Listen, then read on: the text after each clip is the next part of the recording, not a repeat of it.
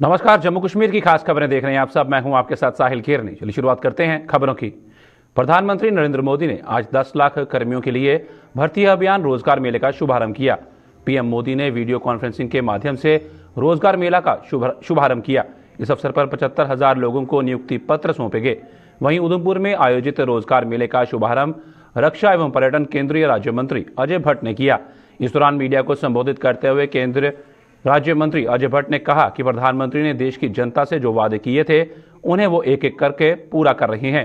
उन्होंने कहा कि देश के बेरोजगार युवाओं से किए हुए वादों को पूरा करते हुए उन्होंने 10 लाख बेरोजगार को रोजगार उपलब्ध करवाने की बात कही, जिसमें आज 75,000 लोगों को रोजगार उपलब्ध करवाया है। और हर महीने इस तरह के मेलों का आयोजन कर सरकार बेरोजगारों को रोजगार उपलब्ध करवाएगी।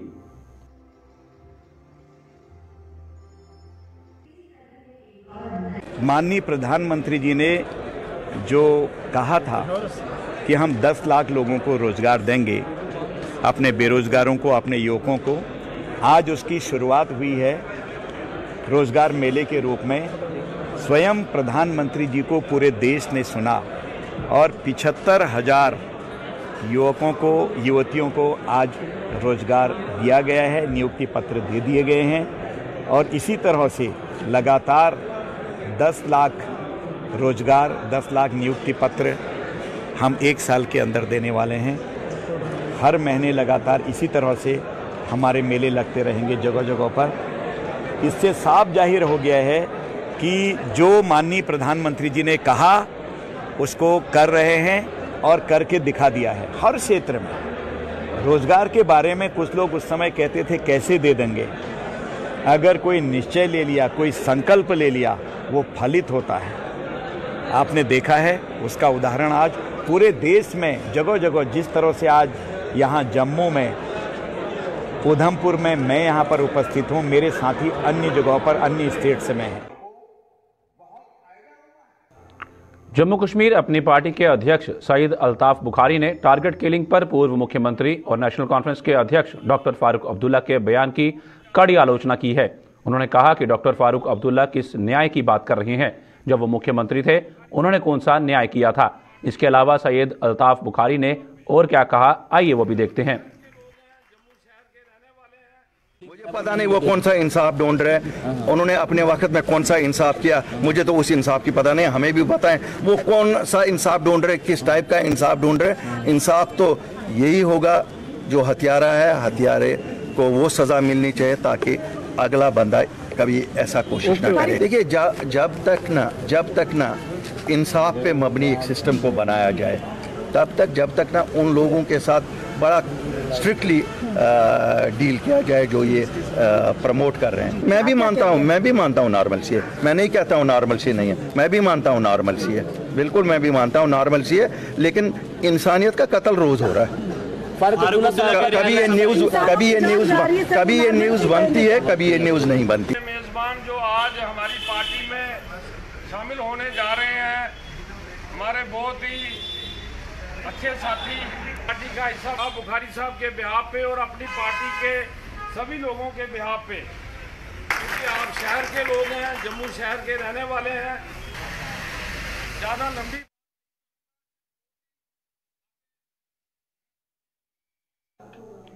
डॉक्टर अमरजीत सिंह भाटिया ने आज गवर्नमेंट मेडिकल कॉलेज राजौरी के प्रिंसिपल का पदभार संभाला।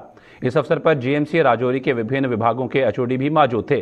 जीएमसी प्रिंसिपल की कुर्सी संभालने के बाद मीडिया को संबोधित करते हुए डॉक्टर अमरजीत सिंह भाटिया ने कहा कि मौजूदा समय में जीएमसी राजौरी बहुत बढ़िया कार्य कर रहा है और वो इस कार्य को अपने 30 वर्षों के अनुभव से और बढ़िया करने का प्रयास करेंगे। उन्होंने कहा कि उनकी प्राथमिकता राजौरी के लोगों को बेहतर स्वास्थ्य सुविधाएं उपलब्ध करवाना है। इसके अलावा उन्होंने इस मौके पर और क्या कुछ कहा, आइए वो भी देखते हैं।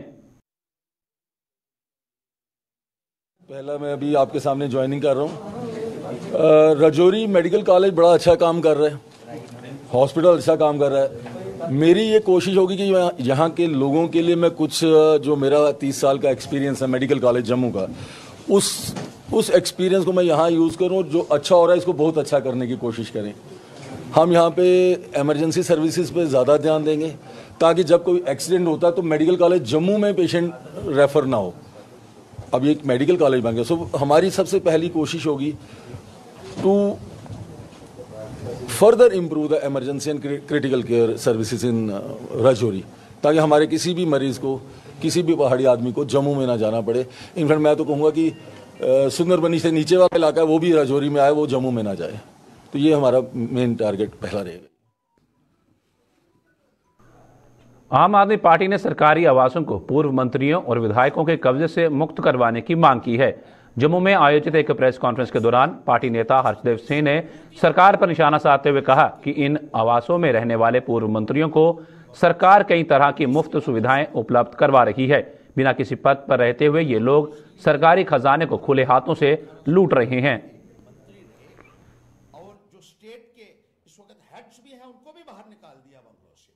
उनकी सिक्योरिटी की किसी को चिंता, न केवल कब्जे किए हुए हैं बल्कि किराया नहीं देते हैं, बिजली का किराया नहीं देते हैं। और सबसे बड़ी बात यह है कि उन बंगलों के अंदर जो साजो सामान है वो सारा का सारा उनको मुफ्त मुहैया करवाया जा रहा है सरकारी खजाने से।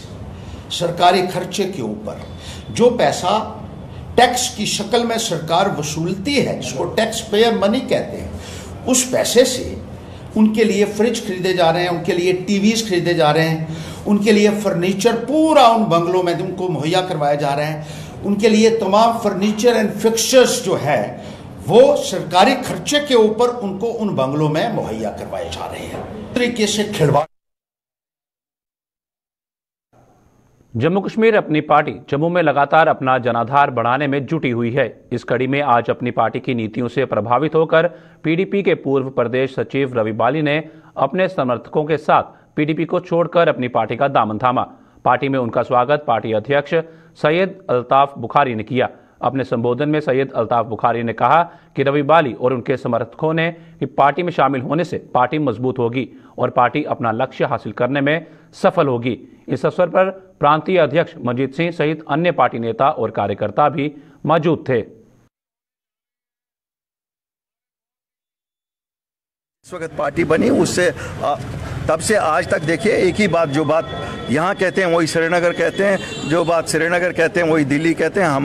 हमारे बयान नहीं बदलते हैं। आपने देखा होगा आज जमातें जो बनती हैं, जो कल भी जमातें कुछ बनी हैं, एक दिन एक बयान देते हैं, दूसरे दिन दूसरा बयान देते हैं। हमारी बात ही जब सच है तो सच एक ही जैसा हर जगह होता है। इसका मतलब ये माना जाए कि भारतीय जनता पार्टी हिंदुओं की पार्टी, नेशनल कॉन्फ्रेंस कांग्रेस मुसलमानों की पार्टी। मैं ना ये बोलता हूँ कि कौन किसकी जमात है, ना ये मानता हूँ, लेकिन मैं ये कहता हूँ सब मजहब की सियासत करते हैं यहाँ। कांग्रेस नेता शिवराज पाटिल के बयान से उठा तूफान अभी शांत भी नहीं हुआ था कि कांग्रेस सांसद राहुल गांधी के करीबी उदित राज ने विवादित बयान देकर अपनी और कांग्रेस की फजीहत कर दी है। कांग्रेस के दोनों नेताओं के बयानों को लेकर देश भर में विरोध का सिलसिला शुरू हो गया है। कांग्रेस के इन नेताओं के बयान को लेकर शिवसेना डोगरा फ्रंट ने जम्मू में प्रदर्शन किया और इन दोनों नेताओं के बयानों को लेकर कड़ी कार्रवाई करने की मांग की।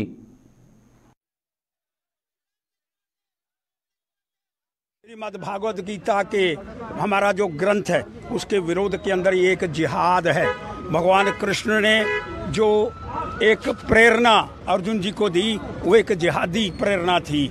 इस तरह के शब्दों का उच्चारण करके ग्रंथ का अपमान किया गया है। उदित राज ने ये बोला कि देश का चुना हुआ प्रधानमंत्री, उसको उस प्रधानमंत्री को बाबा बन जाना चाहिए, मंदिरों के अंदर घूमना चाहिए। क्या कांग्रेस पार्टी इस तरह के शब्दों का उच्चारण करके तो क्या हिंदू धर्म का अपमान करने का प्रयास करना चाहती है? मैं मांग करना चाहता हूँ ऐसे लोगों को पकड़ करके कांग्रेस पार्टी से बाहर करना चाहिए। जम्मू में बढ़ते डेंगू के मामलों को लेकर स्वास्थ्य विभाग सतर्क है। डेंगू को लेकर जम्मू के जीएमसी अस्पताल में अधिकारियों की बैठक का आयोजन किया गया। बैठक की अगुवाई जीएमसी की प्रिंसिपल डॉक्टर शशि सुदन शर्मा ने की। बैठक में डेंगू पर नियंत्रण करने और डेंगू के मरीजों को बेहतर इलाज उपलब्ध करवाने को लेकर चर्चा की गई।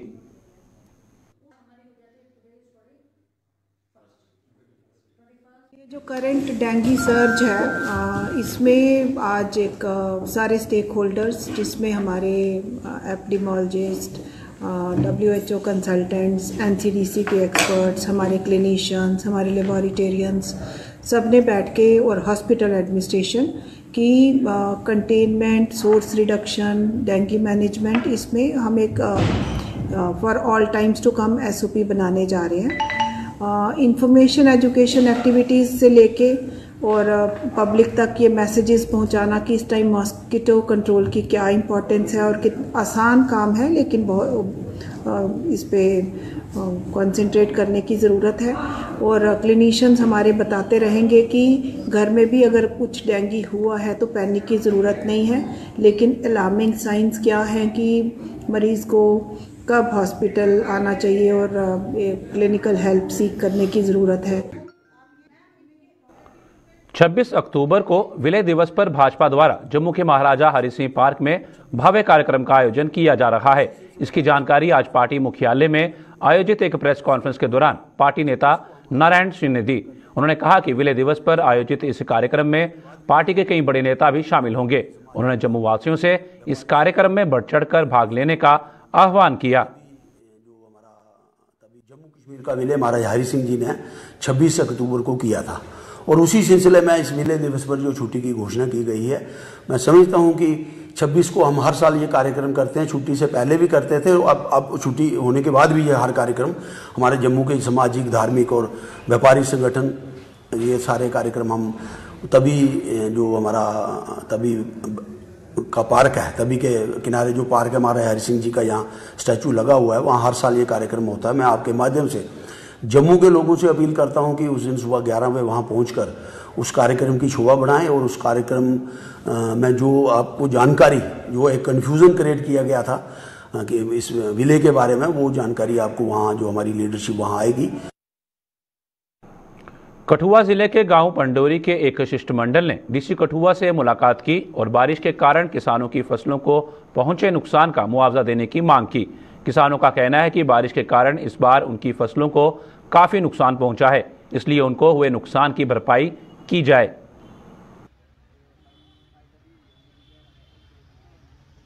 गांव के लोग थे, ये जो परसों हमारे यहाँ बारिश हुई है, ओला गिरा है, फसलें खराब नुकसान हुई है, उसकी जो कार्रवाई के लिए, क्योंकि जिस टाइम पे बारिश हुई हमने उसी टाइम संज्ञान लेते हुए डीसी साहब से भी बोल के बात करके और रेवेन्यू डिपार्टमेंट के जो लोग थे उनको दिशा निर्देश जारी कर दिए गए थे और इनका खराबा जो था वो उसको नोटिफाई करने के लिए, उसका आंकलन करने के लिए इनको जो मुलाजम थे उनको आदेश दे दिए गए थे। सिर्फ अभी जैसा कि आप सबको मालूम है दिवाली का त्यौहार है, तो ये गरीब लोग जो हैं इन्होंने अपनी जितनी भी जमा पूंजी थी वो सब अपने खेतों में लगा रखी थी।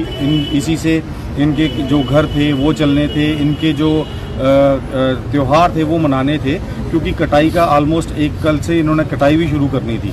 तो उस बारिश की वजह से, उस ओले की वजह से जो खराबा हुआ है, जो खराब नुकसान हुआ है, उस प्रक्रिया को थोड़ा जल्दी करके जो इनका एस्टिमेट बनेगा कितना किसका कितना नुकसान है, उस एस्टिमेट वाली प्रक्रिया को जल्दी करने के लिए आज एक यहाँ के लोग जो थे वो डीसी साहब से मिलना चाहते हैं ताकि कार्रवाई जल्दी की जाए। और साथ साथ में जो किसान हैं जिन्होंने केसीसी लेके अपना जो पैसे लेके उनकी जो किस्तें हैं वो इफेक्ट होंगी, क्योंकि खर्चा तो हो चुका है। और डीसी साहब से भी बात हुई, जो रेवेन्यू डिपार्टमेंट के लोग थे उनसे भी बात हुई। जौड़िया में नायब तहसीलदार ओम प्रकाश की अगुवाई में कस्बे में एक अभियान चलाया गया। इस अभियान के तहत इस विशेष टीम ने कस्बे में पटाखे बेचने वालों की जांच की और उन्हें ग्रीन पटाखे बेचने के निर्देश दिए। उन्होंने चेतावनी दी कि अगर किसी ने भी ग्रीन पटाखों की जगह पर दूसरे पटाखों की बिक्री की तो उनके विरुद्ध कड़ी कार्रवाई की जाएगी। इस विशेष टीम में जौड़िया म्युनिसिपल कमेटी के ईओ सुभाष शर्मा भी शामिल थे।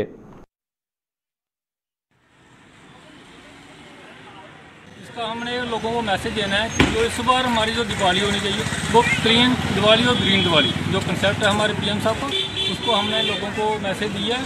और ये जो दूसरे पटाखे हैं इनको बैन करना है, जलाने हैं तो ग्रीन क्रैकर ही जलाने हैं। और एक इनके लिए हमने लोकेलिटी दी है, सभी को हमने इंस्ट्रक्शन दे दिया कि परमिशन लो और वहाँ पर लगाओ। और एडमिनिस्ट्रेशन की तरफ से हम आपकी किसी किस्म की जो काम करने जा रहे हैं। देश के बंटवारे के बाद जम्मू कश्मीर पर कबायली हमले के दौरान 22 अक्टूबर को मुजफ्फराबाद में शहीद होने वाले लोगों को याद किया गया। बख्शीनगर के गीता भवन में आज पीओजे के विस्थापितों ने श्रद्धांजलि कार्यक्रम का आयोजन किया और कबायली हमले में शहीद हुए लोगों को श्रद्धांजलि अर्पित की। इस दौरान मुजफ्फराबाद के विस्थापितों ने तिरंगा रैली का भी आयोजन किया, जिसमें बड़ी संख्या में लोगों ने भाग लिया।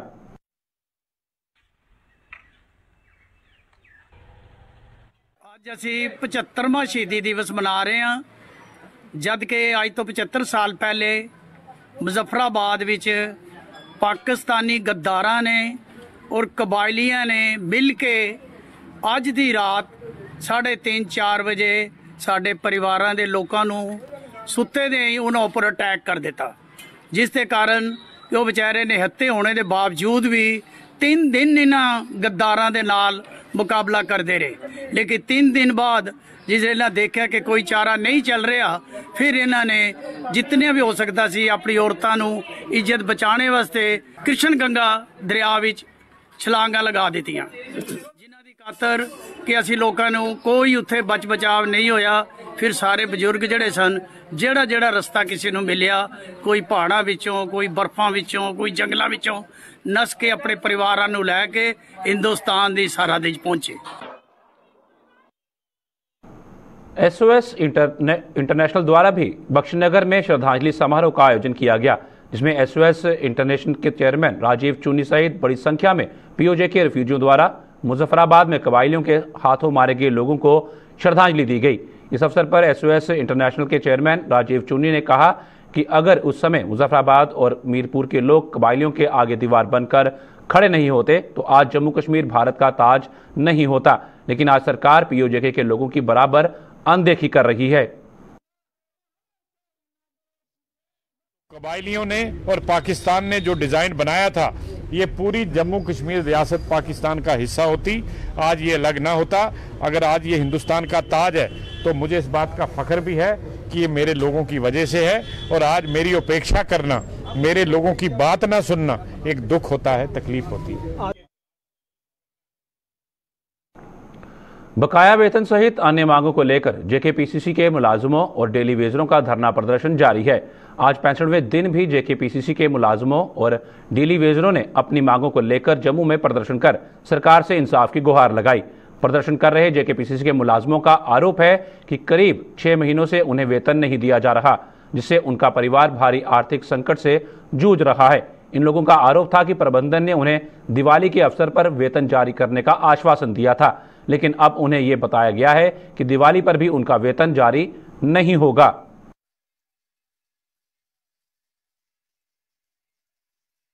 आज हमारे 65 डेज हो गए स्ट्राइक को।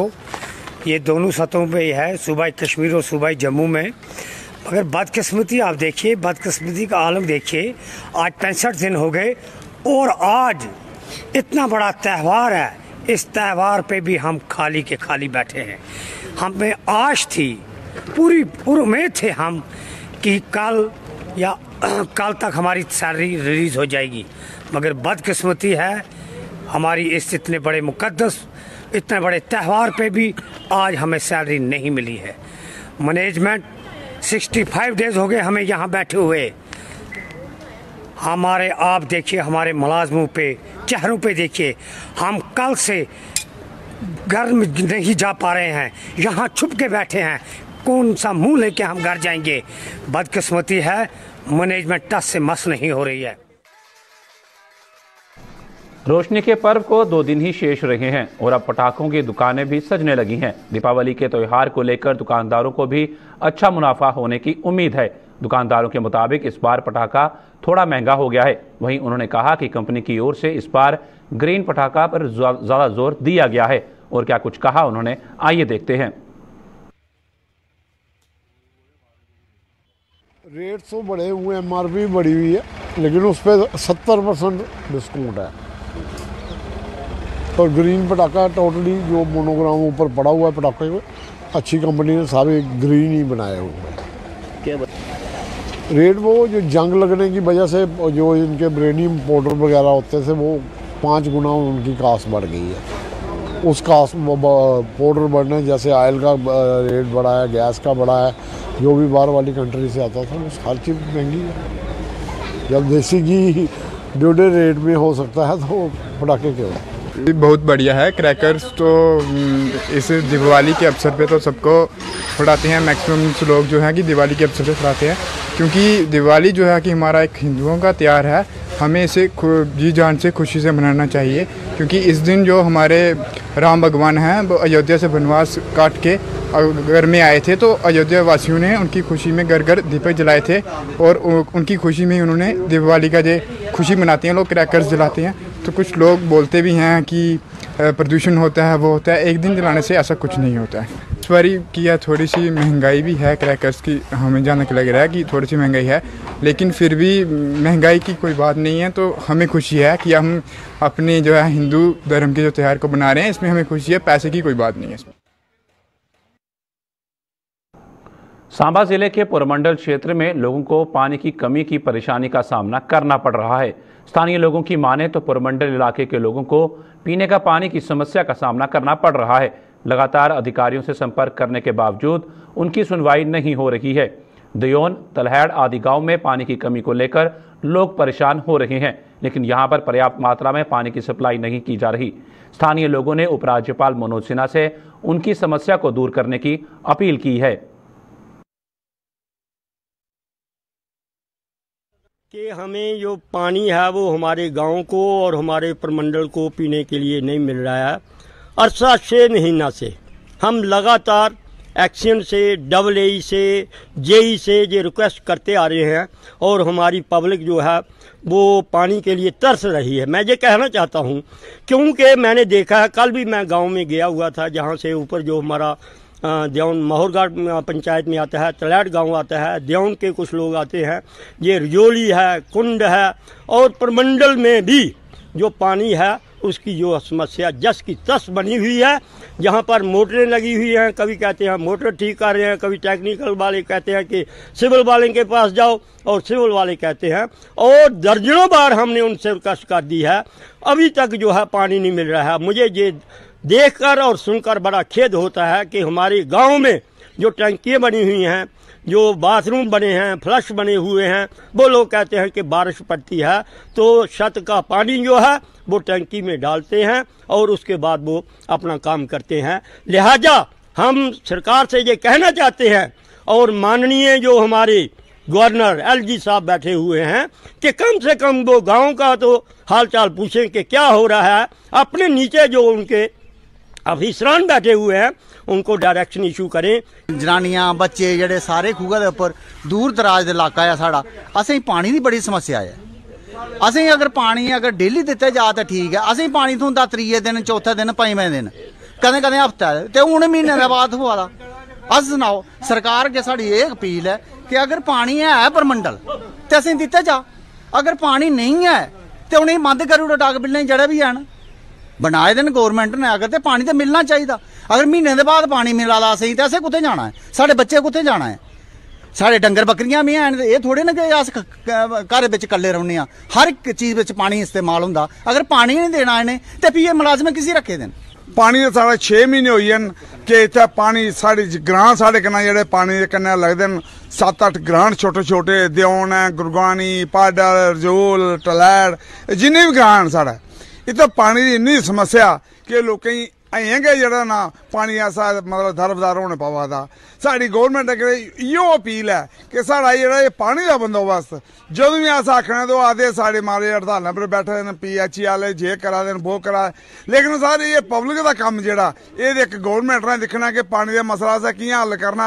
साढ़े LG साहब न जेह्ड़े ओह् दिक्खन, ओह् इनेंगी कम से कम जेह्ड़े अपने मुलाजम जां जिंदा उप्पर स्टाफ है उनेंगी हदायत देन भाई अगर भाई रोज तो नहीं दे सकदे, 3 दिन देओ पानी, कम से कम ग्राएं बिच जेह्ड़ा ना वो 3 दिन पानी होना चाहिए। और परमंडल जेह्ड़ा जित्थै कि रोज दा यात्रु आंदा है, इत्थै पानी दी सप्लाई जेह्ड़ी साढ़ी वो डेली होनी चाहिए है, क्योंकि वो यात्रु गी किसी किस्म दी जेह्ड़ी है ना वो दिक्कत नहीं होनी चाहिए। साढ़े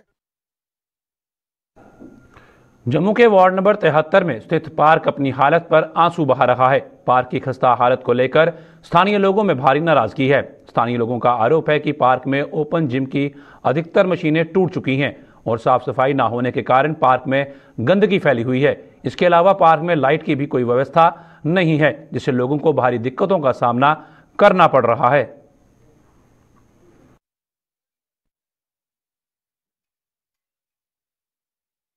हम आपके चैनल के माध्यम से ये हमारी जो म्यूनसिपलिटी कमिश्नर है हम उनसे अपील करना चाहते हैं कि हमारे बोर कैंप वार्ड नंबर 73 में जो बोर पिंड में ये एक पार्क इनोग्रेट की गई थी म्यूनसिपलिटी के द्वारा, तो उसकी आप देखे जाए तो यहाँ पे ओपन जिम लगाई गई थी, लेकिन वो जो ओपन जिम लगते ही उसके जो पार्ट्स हैं वो टूटे पड़े हुए हैं, सारे के सारी मशीनरी जो है वो टूटी पड़ी हुई है।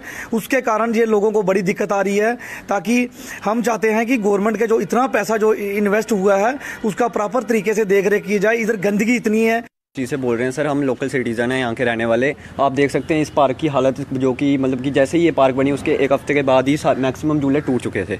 उसके बाद एक झूले की रिपेयरिंग हुई, उसके बाद रिपेयरिंग होने के बावजूद भी उसके बाद भी ये टूट चुका है। और वहाँ पे भी 2 झूले हैं वो भी टूट चुके हैं, जो कि लोकल्स हैं उनको रात को बहुत ही परेशानी होती है। लेडीज़ वगैरह आती हैं, रात को अंधेरा होता है यहाँ पर। आप देख सकते हैं फेंसिंग की भी इतनी सुविधा नहीं है यहाँ पर, तो अंधेरा होता है और यहाँ पर क्या कहते हैं लाइट की सबसे ज़्यादा ज़रूरत है। और मैं यही अपील करूँगा गवर्नमेंट को, यहाँ पर सबसे पहले प्रायोरिटी पे लाइटिंग का किया जाए और एक केयरटेकर इस पार्क में होना चाहिए, जो कि इसकी हफ्ते में 1 दिन कम से कम यहाँ पे देखे गंदगी वगैरह जो सफाई हो। जम्मू कश्मीर की खास खबरों में फिलहाल इतना ही। दीजिए इजाजत, नमस्कार।